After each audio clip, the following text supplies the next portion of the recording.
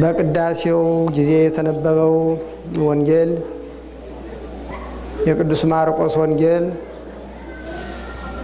ምዕራፍ 4 ከቁጥር 26 እስከ ቁጥር 34 ያለውን ነው። እሱን አነባለሁ።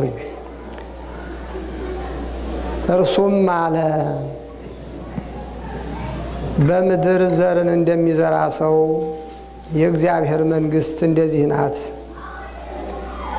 ሌሊትና ቀን ይተኛልም ይነሳልም፣ እርሱም እንዴት እንደሚሆን ሳያውቅ ዘሩ ይበቅላል ያድግማል። ምድሪቱም አውቃ በመጀመሪያ ቡቃያ፣ ኋላም ዛላ፣ ኋላም በዛላው ፍጹም ሰብል ታፈራለች። ፍሬ ግን ሲበስል መከር ደርሷልና ወዲያው ማጭድ ይልካል። እርሱም አለ፣ የእግዚአብሔርን መንግሥት በምን እናስመስላታለን? ወይስ በምን ምሳሌ እንመስላታለን? እንደ ሰናፍጭ ቅንጣት ናት። እርሷም በምድር በተዘራች ጊዜ በምድር ካለ ዘር ሁሉ ታንሳለች፣ በተዘራችም ጊዜ ትወጣለች፣ ከአትክልትም ሁሉ የምትበልጥ ትሆናለች። የሰማይ ወፎችም በጥላዋ ሊሰፍሩ እስኪችሉ ታላቅ ቅርንጫፎች ታደርጋለች። መስማትም በሚችሉበት መጠን እነዚህን በሚመስል በብዙ ምሳሌ ቃሉን ይነግራቸው ነበር። ያለ ምሳሌ ግን አልነገራቸውም። ለብቻቸውም ሲሆኑ ነገሩን ሁሉ ለገዛ ደቀ መዛሙርቱ ይፈታላቸው ነበር ይላል። የእግዚአብሔር ስሙ የተመሰገነ ይሁን። ይህንን ንባብ ለመማር ከዚሁ ከቃሉ ውስጥ የእግዚአብሔር መንግሥት የሚለውን አርዕስት አድርገን እንነሳለን። የእግዚአብሔር መንግሥት የሚለው ቁጥር 26 ላይም ቁጥር 30 ላይም ተጠቅሷል። የእግዚአብሔር መንግሥት እንደዚህ ናት ብሎ ከላይ ተናግሮ፣ ሁለተኛው ደግሞ እርሱም አለ የእግዚአብሔርን መንግሥት በምን እናስመስላታለን ብሏል። የእግዚአብሔር መንግሥት ይሄ ምንባብ የተመረጠበት ምክንያት የዓመቱን ሰንበታት በሙሉ አምልኮው የሚመራበት ስርዓት የተገኘው ከቅዱስ ያሬድ ነው እና በቅዱስ ያሬድ ስርዓት መሰረት የዛሬው እሁድ ፍሬ ይባላል። ያለፈው ዮሐንስ ይባል ነበር። ርዕሰ አውደ ዓመቱ ጊዜ በዮሐንስ ስም ስለሚጠራ ዮሐንስ ይባላል። የመጀመሪያው ሳምንት በሙሉ ከመባቻው አንስቶ እስከሚቀጥለው ሰንበት ድረስ ያለው አንዱ ሳምንት ዮሐንስ ይባላል። ሁለተኛው ሳምንት ደግሞ ፍሬ ይባላል። እግዚአብሔር ለምድር ፍሬን እንዴት እንደሰጠ፣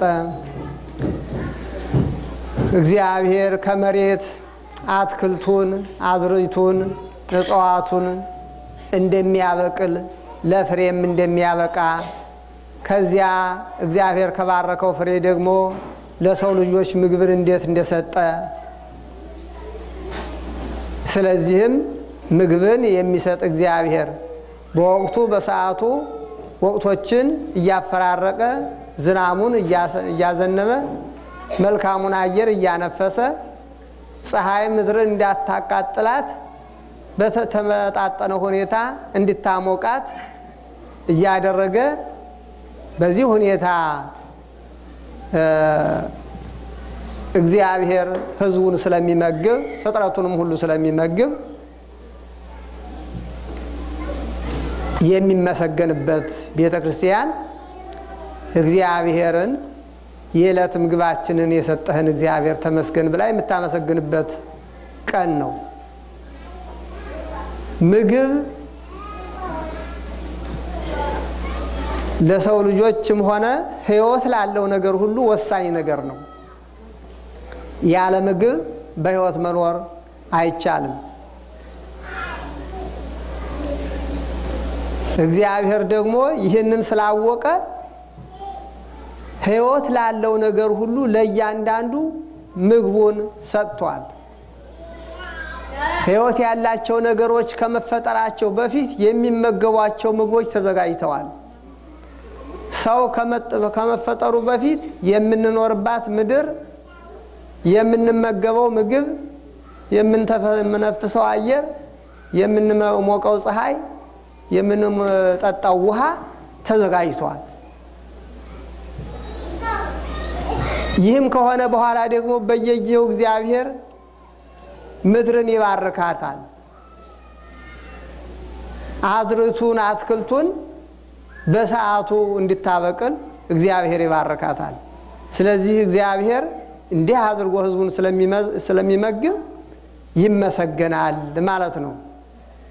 የዕለት ምግባችንን የሰጠ እግዚአብሔር የተመሰገነ ይሁን። የእግዚአብሔር መንግስት።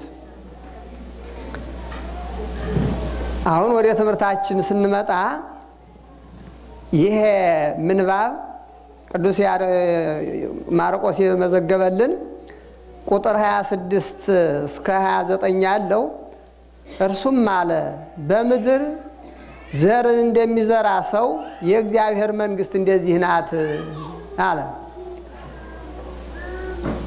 የእግዚአብሔር መንግስት እዚህ ላይ በምድር ላይ ዘርን በሚዘራ ሰው ተመስላለች ማለት ነው። ከዚያ በፊት የእግዚአብሔር መንግስት የሚለውን እስቲ እንመልከት።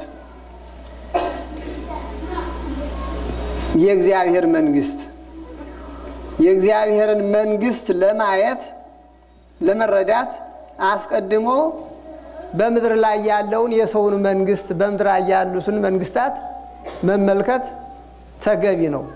ምክንያቱም ሰሙ ካልገባን ወርቁ አይገባንምና። እሺ ለምሳሌ እኔ አሁን መንግስትን ሳይ መንግስት የሚለውን ነገር የሚያሟላ 4 ነገሮች ያስፈልጋሉ። እነዚህ 4 ነገሮች ሲሟሉ መንግስት የሚለው ነገር ትክክለኛ ሆኖ ይቀረጻል ማለት ነው። እሱም ምንድነው? ለምሳሌ የኢትዮጵያ መንግስት፣ የአሜሪካ መንግስት ብንል ሌላም ብንል የኢትዮጵያ መንግስት ለማለት በመጀመሪያ ያ መንግስት ያለባት ምድር ታስፈልጋለች፣ የሚቋቋምባት ምድር ታስፈልጋለች። ሁለተኛ በዚያች ምድር ላይ በዚያች በተወሰነች ምድር ላይ የሚኖሩ ህዝቦች ያስፈልጋሉ። ሶስተኛ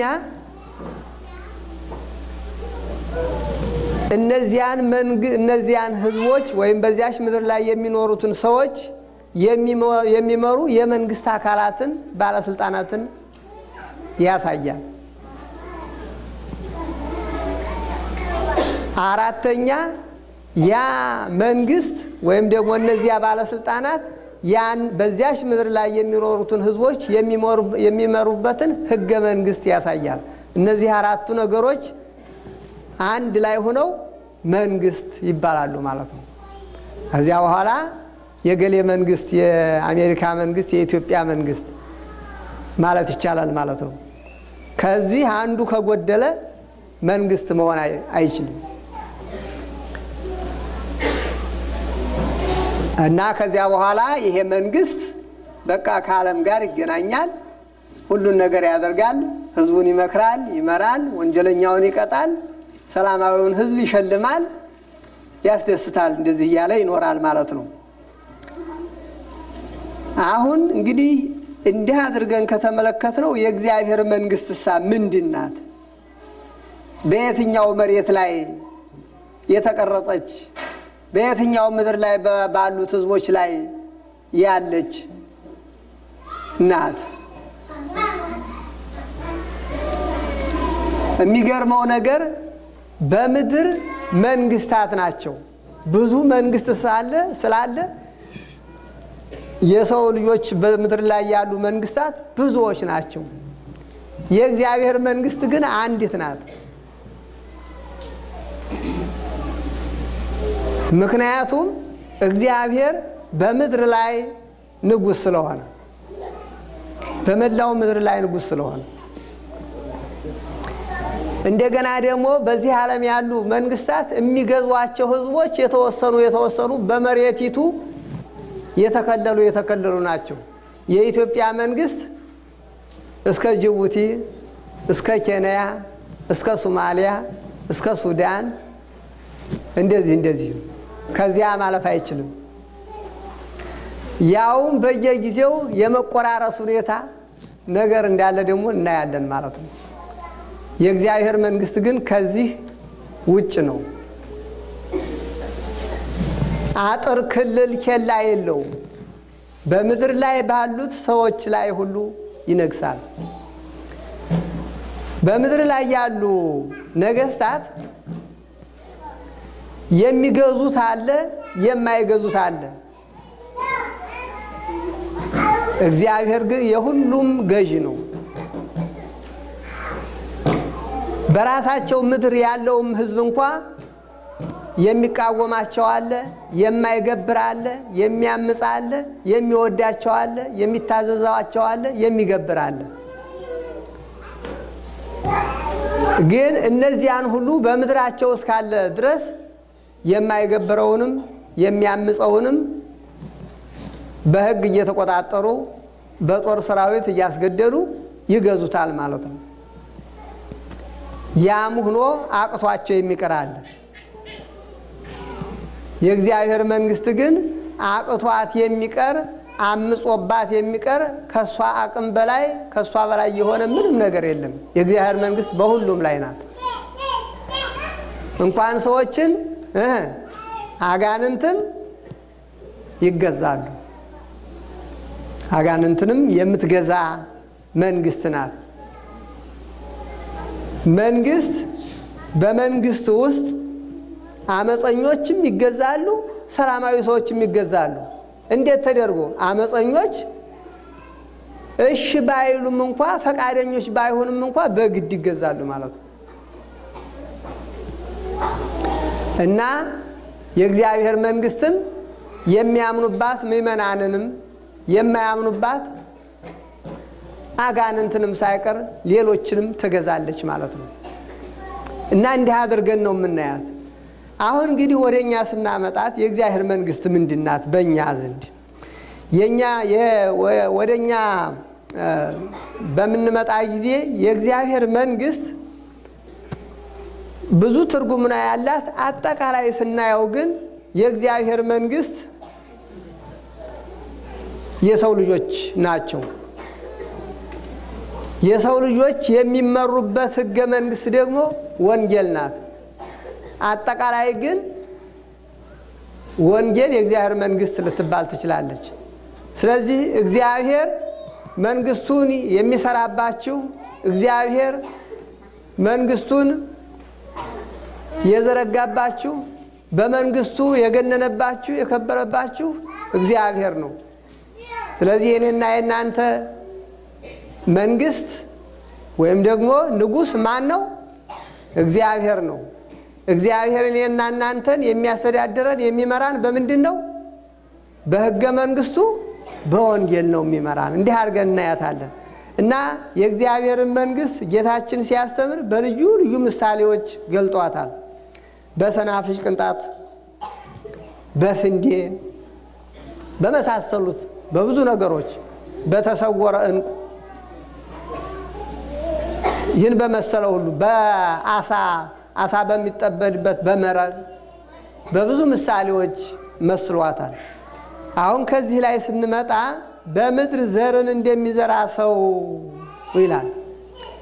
ይሄ ዘሩን የሚዘራው ሰው እሱም ዘሩ የሚወድቅበት ምድርም የእግዚአብሔር መንግስት ምሳሌ የወንጌል ምሳሌ ናቸው።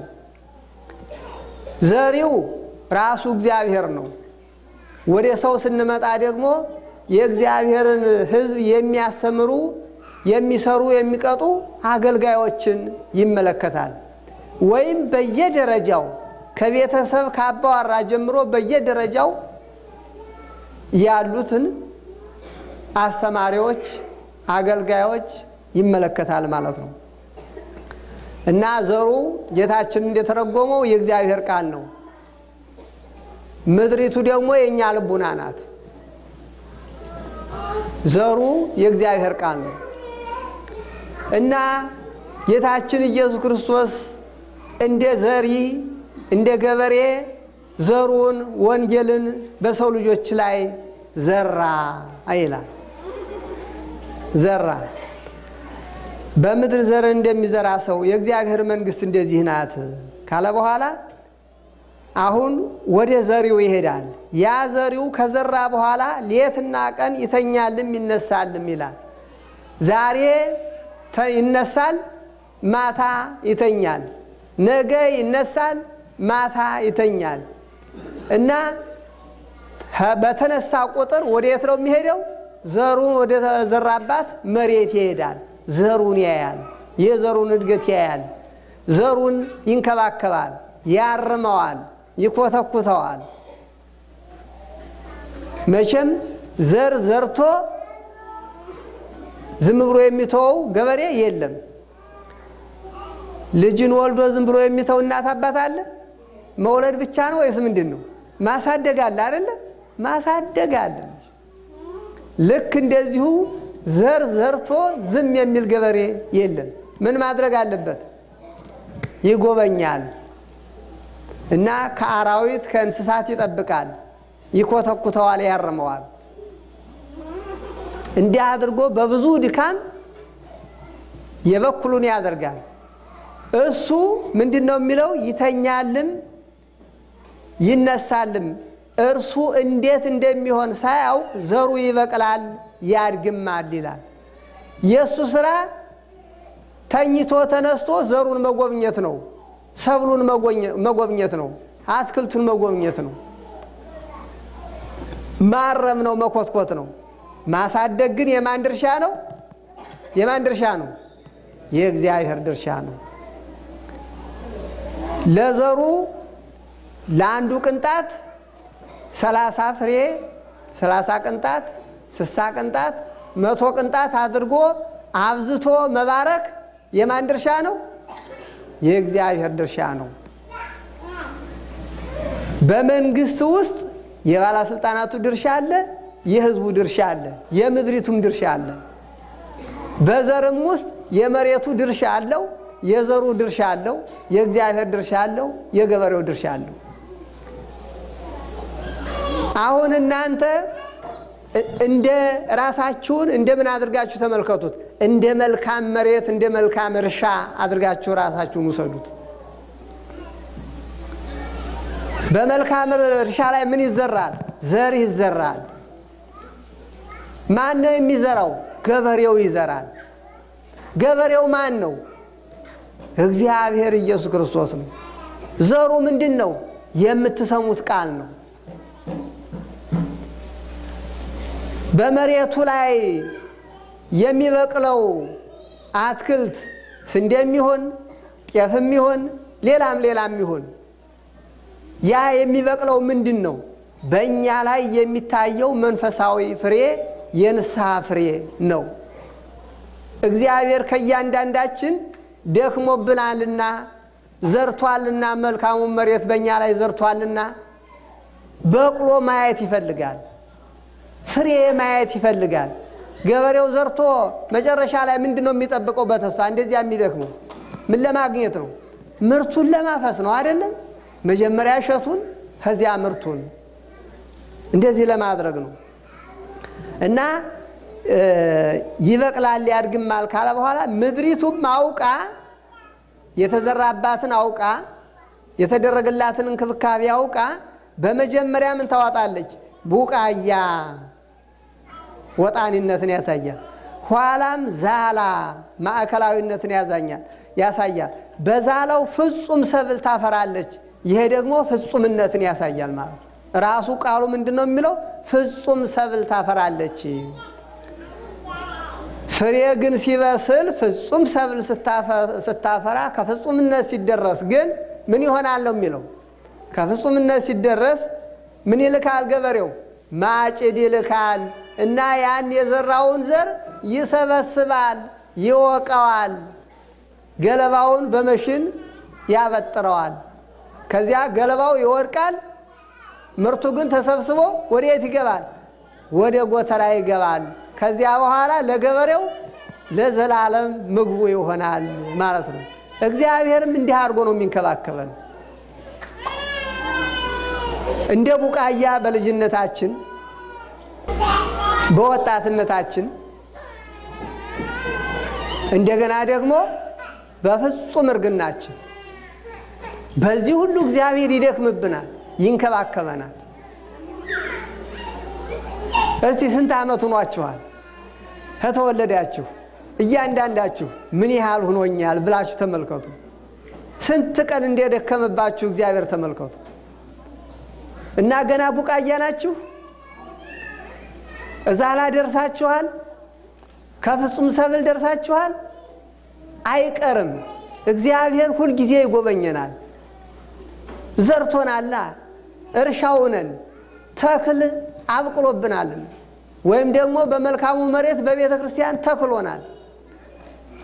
እና እግዚአብሔር ሁሉ ጊዜ ይጎበኘናል ማለት ነው።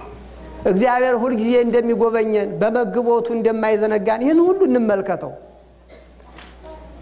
እናሳ እንደው በቅጠል ቀረን፣ ወደ እሸት አልደረስንም፣ ወደ ፍጹም ሰብልስ አልደረስንም። ሰብሉ ሲደርስ አይቀርም ብሎ አይቀርም፣ አንድ ቀን እንደርሳለን። እና በዚያ ሰዓት ያፈራውም ያላፈራውም ሁሉም ምን ይሆናል? ይታጨዳል። ፍሬ ያፈራው ፍሬው ተሰብስቦ ወደ ጎተራ፣ ፍሬ የሌለው ግን በመሽን ተበጥሮ ወዴት? ወደ ውጭ ይጣላል ይላል። ይኸው እግዚአብሔር እንዴት እንደሚጎበኘን እንዴት እንደሚንከባከበን የሁሉ እንክብካቤ የሁሉ ድካም ምን ለማድረግ ነው? ፍሬውን ሰብስቦ ወደ ጎተራ ለማስገባት ነው። ይሄ ነው የእግዚአብሔር መንግስት አሰራር። የእግዚአብሔር መንግስት ማለት ይሄ ነው። የእግዚአብሔር መንግስት ትክክለኛ ትርጉሙን የሚያገኘው እንደዚህ የሆነ እንደሆነ ነው። የተዘራብንን ያበቀልን እንደሆነ ነው። ወደ ዛላ ወደ እሸት የደረስን እንደሆነ ነው። ወደ ፍጹም ፍሬ የደረስን እንደሆነ ነው። ለገበሬው ለደከመብን ፍጹም የሆነ ምርትን የንስሐ ምርትን የክርስትና ሕይወትን ያስረከብን እንደሆነ ነው። የመንፈስ ቅዱስ ፍሬ የታየብን እንደሆነ ነው። እንደዚህ የሆነ እንደሆነ የእግዚአብሔር መንግስት በእኛ ላይ ትክክለኛ ትርጉሙን አግኝቷል ማለት ነው። እግዚአብሔር ፍሬያማዎች ያድርጋችሁ። እግዚአብሔር መንግስቱን ደግሞ አሁን እዚህ ላይ በዘር ሲመስል እንደገና በሰናፍጭ ቅንጣት መስሏል ጌታችን ክብር ይግባውና እንዲህ ይላል ቁጥር 30 ላይ እርሱም አለ የእግዚአብሔርን መንግስት በምን እናስመስላታለን? ወይስ በምን ምሳሌ እንመስላታለን? እንደ ሰናፍጭ ቅንጣት ናት። እርሷም በምድር በተዘራች ጊዜ በምድር ካለ ዘር ሁሉ ታንሳለች፣ በተዘራችም ጊዜ ትወጣለች፣ ከአትክልትም ሁሉ የምትበልጥ ትሆናለች። የሰማይ ወፎችም በጥላዋ ሊሰፍሩ እስኪችሉ ታላላቅ ቅርንጫፎች ታደርጋለች ይላል። ሰናፍጭ ታውቃላችሁ? እንዴት ያለች ናት? ምንድን ናት? ማዕድን ናት? ፍሬ ናት? ምንድን ናት?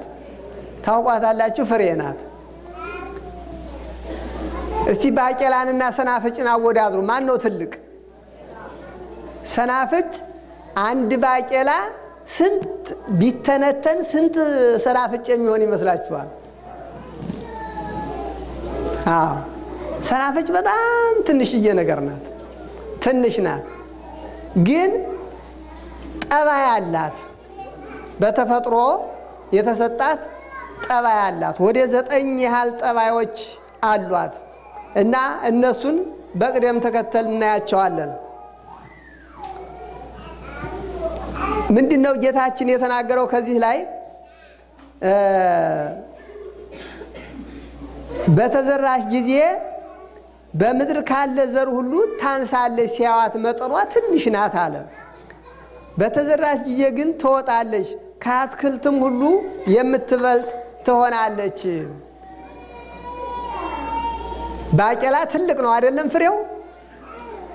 እስቲ ሁለቱም ከበቀሉ በኋላ አካላቸውን አወዳድሩ። ከባቄላ አካልና ፍሬ ከፍሬ እንደተበላለጠው ሁሉ የአትክልቱ አገዳው የሰናፍጭ አገዳና የባቄላን አገዳ አወዳድሩ። ማን ነው ትልቅ?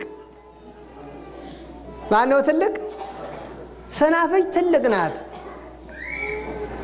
ባለሙያዎች ሲናገሩ ከተመቻት ይላሉ እስከ 3 ሜትር ማደግ ትችላለች። ባቄላ ግን በእውነት ከአንድ ሜትር የበለጠ የሚያድግ አይመስለኝም። ያንም ያው እንጃለቱ ግን ፍሬው ትልቅ ነው፣ አገዳው ግን ትንሽ ነው። ይቺ ፍሬዋ ትንሽ ናት፣ አገዳዋ ግን ትልቅ ናት ማለት ነው። ተመልከቱ፣ የእግዚአብሔር መንግስት እንዲህ ናት። ምን ማለት ነው? በትንሽ ትጀመራለች፣ ግን አዕዋፋትን ሁሉ በላይዋ እስከማሰፈር ድረስ ትልቅ መሆን ትችላለች፣ ፍጹም ትሆናለች ማለት ነው። ይሄ ማለት የእግዚአብሔር መንግስት እቺ ወንጌል ስትጀመር ክርስትናው ሲጀመር በትንሹ መጀመሩ በ120 ቤተሰቦች መጀመሩን ከዚያ በኋላ ግን ዓለምን ሁሉ መሙላቷን የሚያሳይ ምሳሌ በምሳሌ የተሰጠ ትምህርት ነው። የሰማይ ወፎች በጥላዋ ሊሰፍሩ እስኪትሉ ታላላቅ ቅርንጫፎችን ታዋጣለች ያለ እና የሰናፍጭ ባህሪ ስንት ባህሪ ያላት ስንት አይነት እስከ ስንት ድረስ ጠባይዋን መዘርዘር ይቻላል ብያቸዋለሁ። እስከ 9 ድረስ ከ1 እስከ 9 የሚደርሱ ልዩ ልዩ ባህሪያት ልዩ ልዩ ጠባዮች አሏት ይላል። በመጀመሪያ ሰናፍጭ ሲያዩዋት መልኳ ፍጽምት ናት፣ ስንጥቅ የሌላት ድቡልቡል ያለች ፍጹም የሆነች ናት ይላል ስትታይ እና ነቅ የለባትም። አሁን ለምሳሌ ቡናን ስታዩት መካከሉ ምን ያለ ነው? ግምስ ያለ ነገር ያለው ነው ቅርጹ ማለት ነው። ባቄላንም ስታዩ እንደዚሁ የተለየ ቅርጽ አለው። ሌሎችንም ሰብሎች ስታዩአቸው እንደዚህ የመሳሰለ ቅርጽ አላቸው። እሷ ግን ፍጹም የሆነች ናት። ድቡልቡል ያለች ፍጹም የሆነች ናት ይላል እና ወንጌልም እንግዲህ ምሳሌዋ ሰናፍጭ ምሳሌ ስትሆን ወንጌል እንደ ወርቅ አድርጋችሁ ውሰዱት እና ሰናፍጭ ፍጽምት እንደሆነች ሁሉ ወንጌልም ኑፋቄ ጥርጥር የሌለባት ፍጹም ሕግ እንከን የለሽ ሕግ ናት ለማለት ነው። ሁለተኛው ጠባይዋ ሰናፍጭ ላይዋ ቀይ ውስጧ ነጭ ናት። ስትታይ ቀይ ናት። ሰናፍጭ ስታይ መልኳ ቀይ ናት። ውስጧ ስትፈጭ ግን ነጭ ነው ዱቄቷ ማለት ነው። ነጭ ናት እና ወንጌልም በላይ ደማችሁን አፍስሱ ስላለች በውስጥ ግን ሕገ ተስፋ ናትና ማለት በላይ መከራ አለባት። የአባቶቻችንን ታሪክ ተመልከቱ በአይነ ህሊናችሁ። እንዲያው ዝም ብለው አይደለም ቤተክርስቲያንን ያስረከቡን። ጌታችን የነሱ ከጌታችን ጀምሮ የማንንም ደም አላፈሰሱም። የራሳቸው ደም ግን ፈሷል። ዓለምን የለወጡት ጌታችን በሰላም እንደሆነ የለወጠው ወንጌልን የዘራው ተከታዮቹም ያለ ጫማ ሂዱ ነው ያላቸው፣ ያለ በትር ሂዱ ነው ያላቸው እና ያለ በትር ያለ ጫማ ተጉዘው በትር ሳይዙ ሄደ ተጉዘው ነው ዓለምን የለወጡት። ስለዚህ ፍጹም እቺ ሰናፍጭ ላይዋ ቀይ ውስጧ ነጭ እንደሆነ ሁሉ በላይ መከራ ያለባት በውስጥ ግን ተስፋን የተሞላች ናት። ወንጌል ክርስትና ተስፋ ያለው ነው። በዚህ መሬት አንዳች ቢሆን በሰማይ ያልፍልኛል የምንል ብለን የምናምንበት ሕግ ነው ማለት ነው። እየተሰባችሁ ነው? እንደዚህ ያለች ናት። ሰናፍጭ ጣዕሟ ምረሯን ያዘነጋዋል ይላል። ጣዕም አላት፣ ግን ያን ጣዕም ለማግኘት ምኗን መታገስ ያስፈልጋል። መራራነቷን መሰፈጧን እንዴት እኮ እንደው የሚያልፍ አይመስልም እኮ እንደው ሞት እስከም የሚያሰኝ ነገር ነው ስሜት የምትሰጠው መጀመሪያ ስንጥቅ ስታደር እና ግን ጣዕም ስላላት ያን ጣዕም ለማግኘት ያንን ነገር መታገስ ያስፈልጋል ማለት ነው። እና ጣዕሟ መራራነቷን ሰንፋጣነቷን ያስረሳዋል። ትሰነፍጣለችና ስለዚህ አልበላም የሚል የለም። ሁሉም ትሰንፍጠው ግን ያንን ጣዕሟን ለማግኘት ይመገባታል ማለት ነው። ልክ እንደዚህም ወንጌልም ተስፋዋ መከራዋን ያዘነጋዋል። ክርስትና ተስፋው ወህይወተ ምንድነው? ወንሴፎ ትንሣኤ ሙታን ወህይወተ ዘይመጽእ ለዓለመ ዓለም። ትንሣኤ ሙታንን ተስፋ እናደርጋለን የሚመጣውንም ህይወት የሚለው ተስፋ በዚህ ዓለም ያለውን መከራ ሁሉ ያስረሳል ማለት ነው። ያንን ለማግኘት በዚህ ያለውን መከራ እንድንታገስ ያደርገናል ማለት ነው። እና ስለዚህ በሰናፍጭ ተመስላለች ወንጌል።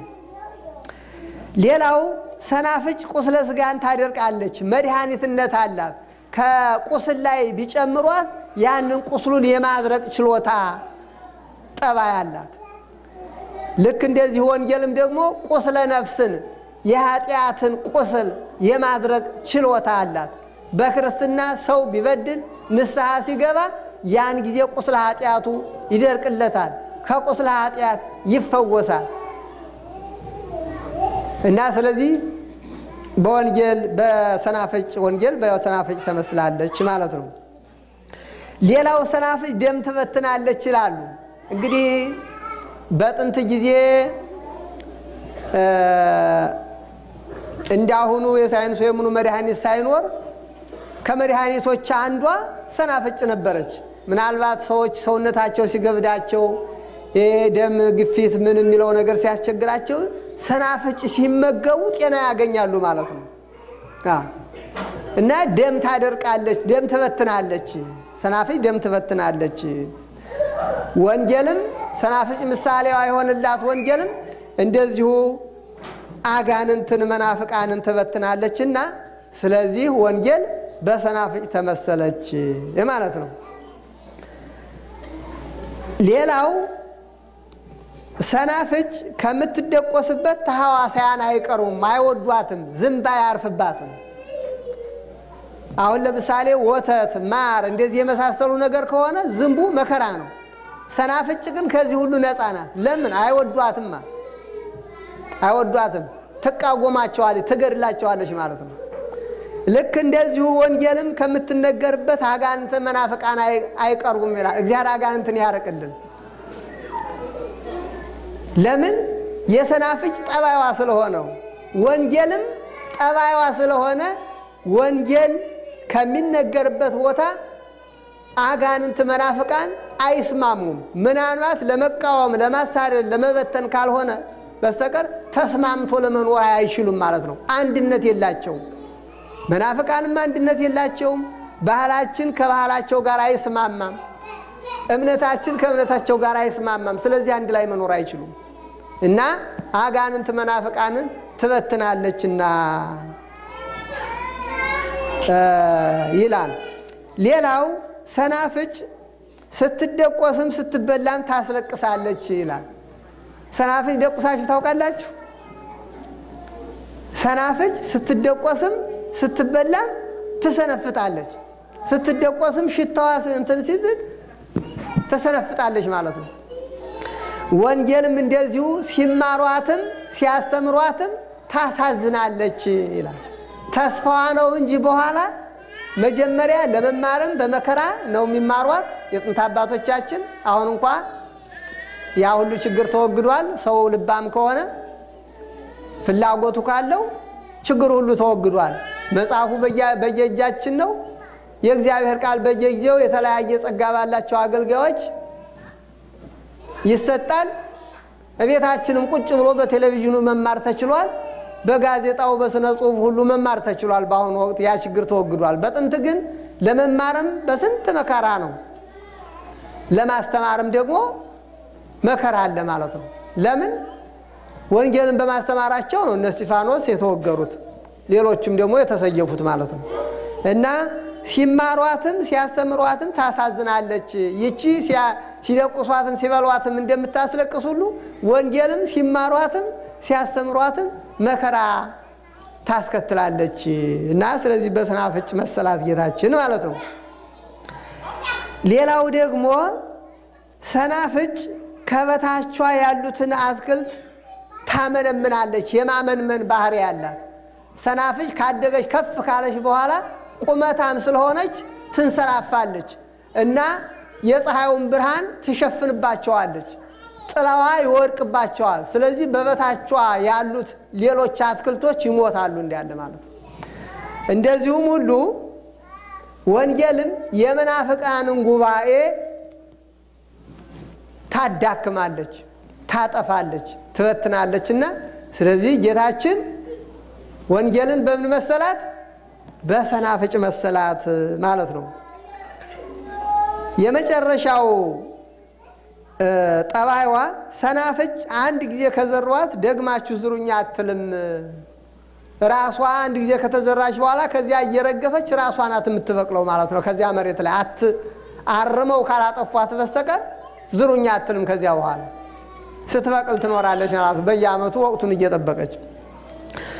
ወንጌልም እንደዚሁ በ120 ቤተሰብ ተጀምራ እስከ ዕለተ ምጽአት ስትነገር ትኖራለች እና ስለዚህ ወንጌልን በሰናፍጭ ወይም መንግስቱን የእግዚአብሔርን መንግስት በሰናፍጭ መስሎ ጌታችን ክብር ይግባውና አስተማረ ማለት ነው። እንግዲህ የሰናፍጭ ጠባይ ይህንን የሚመስል ጠባይ ስላላት ለክርስትናው ለእግዚአብሔር መንግስት ለወንጌል ምሳሌ ሆና ተነግራለች ማለት ነው። እና ስለዚህ ወንጌልን ስትማሩ፣ በወንጌል ስትኖሩ፣ በወንጌል ስትመሩ ልክ እንደዚሁ በሰናፍጭ ላይ በታየው ጠባይ ምሳሌነት በውስጣችሁ ወንጌል ትሰራለች። የእግዚአብሔር መንግስት በውስጣችሁ ይሰራል። የእግዚአብሔር ክብር በውስጣችን ይገለጣል ማለት ነው። በመጨረሻ መስማት በሚችሉበት መጠን እነዚህን በሚመስል በብዙ ምሳሌ ቃሉን ይነግራቸው ነበር። ያለ ምሳሌ ግን አልነገራቸውም። ለብቻቸውም ሲሆኑ ነገሩን ሁሉ ለገዛ ደቀ መዛሙርቱ ይፈታላቸው ነበር ይላል። ጌታችን በምሳሌ ነበር የሚያስተምረው። ያለ ምሳሌ አስተምሮ አያውቅም እና ለጊዜው ባይገባቸውም ለብቻቸው ሲሆኑ የዓለም መምህር የሚሆኑ ናቸውና ወደፊት ለደቀ መዛሙርቱ አንድ ባንድ ይሄ ማለት ይሄ ነው፣ ዘር ማለት በዘር የተመሰለው ይሄ ነው፣ በዘሩ የተመሰለ ይሄ ነው፣ በእርሻ የተመሰለ ይሄ ነው፣ በማጭድ የተመሰለው ይሄ ነው፣ በመከር የተመሰለው ይሄ ነው እያለ ይተረጉምላቸው ነበረ ማለት ነው። እግዚአብሔር መንፈስ ቅዱስ ምስጢረ ወንጌልን በልባችሁ ይተርጉምላችሁ፣ ይተርጉምልን፣ ያብራልን። የእግዚአብሔር መንግስት እንግዲህ በእያንዳንዳችን እንደዚህ ናት። የእግዚአብሔር መንግስት ማለት እኛው ራሳችን ነን ማለት ነው። ዘሩም የተዘራብን እኛው ራሳችን ነን ማለት ነው። እና የእግዚአብሔር መንግስት በብዙ ምሳሌ ተገልጣለች። አንዳንድ ነገሮች አንዳንድ ተጨማሪ እንትኖችን ላንብና ትምህርቴን አጠቃልላለሁ። ከቅዱስ ማቴዎስ ወንጌል ስለዚህ እላችኋለሁ የእግዚአብሔር መንግስት ከናንተ ትወሰዳለች፣ ፍሬዋንም ለሚያደርግ ሕዝብ ትሰጣለች ብሏቸዋል ጸሐፍት ፈሪሳውያን። ስለዚህ የእግዚአብሔር መንግስት በዚህ ቃል መሰረት ምንድናት? ስጦታ፣ ለኛ የተሰጠች ስጦታ፣ ስጦታችን ክርስትናችን ወንጌላችን ናት ማለት ነው። እና ካፈራንባት እንጠቀምባታለን። እማናፈራባት ዘሩን እማናበቅልባት ከሆነ ግን ከናንተ ትወሰዳለች፣ ፍሬ ለሚያደርግ ለሌላ ሰው ትሰጣለች ነው የሚለው። ስለዚህ ወንጌልን እንዲያው ዝም ብሎ መስማት ብቻ ሳይሆን ተግባራዊ ማድረግ፣ ፍሬያማ ማድረግ እንደሚጠበቅብን ያሳየናል ይሄ ጥቅስ። ሌላው ደግሞ ከቅዱስ ሉቃስ ወንጌል እንዲህ የሚል ቃል አለ። ፈሪሳውያን የእግዚአብሔር መንግስት መቼ ትመጣለች ብለው ጠየቁት ይላል። የእግዚአብሔር መንግስት በመጠባበቅ አትመጣም አላቸው ሲመልስ። መቼ ትመጣለች አሉ። የእግዚአብሔር መንግስት በመጠባበቅ አትመጣም፣ ወይም ደግሞ እነኋት በዚህ ናት ወይም እነኋት በዚያ ናት አይሏትም።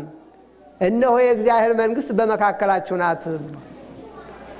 ስለዚህ የእግዚአብሔር መንግስት አሁን በመካከላችሁ እንደሆነች እግዚአብሔር ከኛ ጋር መሆኑን ታምናላችሁ አይደል? የእግዚአብሔር መንግስት ማለት እግዚአብሔር ከኛ ጋር ማለት ነው። እግዚአብሔር ከኛ ጋር እንዲሆን ከእግዚአብሔር ጋር የሚስማማ ህይወት ሊኖረን ይገባል ማለት ነው የእግዚአብሔር መንግስት ማለት። ሌላው ደግሞ ከቅዱስ ጳውሎስ መልእክት ወደ ሮሜ ሰዎች ላይ ካለው ላይ እንዲህ የሚል ቃል ተጽፏል። የእግዚአብሔር መንግስት ጽድቅና ሰላም በመንፈስ ቅዱስም የሆነ ደስታ ናት እንጂ መብልና መጠጥ አይደለችም ብሏል። የእግዚአብሔር መንግስት ምንድናት አለ? ጽድቅና ሰላም በመንፈስ ቅዱስም የሆነ ደስታ ናት እንጂ ምንድን አይደለችም? መብልና መጠጥ አይደለችም። ከመብልና ከመጠጥ የተለየች ናት።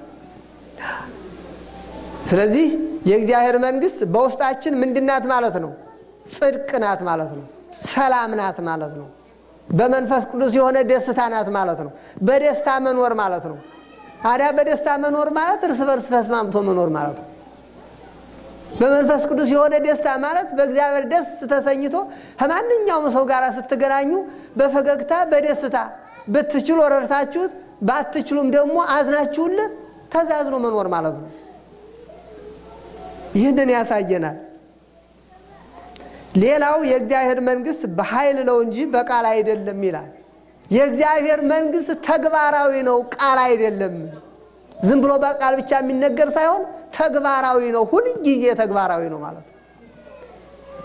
ስለዚህ እግዚአብሔር ዘወትር መንግስቱን በተግባር የሚገልጽባችሁ ሁልጊዜ በውስጣችሁ የመንፈስ ቅዱስን ደስታ የሚያድላችሁ ያደርግላችሁ እግዚአብሔር። የእግዚአብሔር ስሙ የተመሰገነ ይሁን። የእግዚአብሔር መንግስት ዘርን እንደሚዘራ ዘር ናት። የእግዚአብሔር መንግስት እንደ ሰናፍጭ ቅንጣት ናት። የእግዚአብሔር መንግስት በዚያ ናት በዚያ ናት ከዚያ ትመጣለች ወዲህ ትሄዳለች አይሏትም፣ በመካከላችሁ ናት ብሏል። ይሄ ማለት እግዚአብሔር ከኛ ጋራ ነው ማለት ነው። አማኑኤል ነው ማለት ነው። እግዚአብሔር አሁንም ሁሉ ጊዜ ከኛ ጋራ ይሁን። እግዚአብሔር ምስጢሩን ጥበቡን ይግለጽልን። እግዚአብሔር ስሙ የተመሰገነ ይሁን።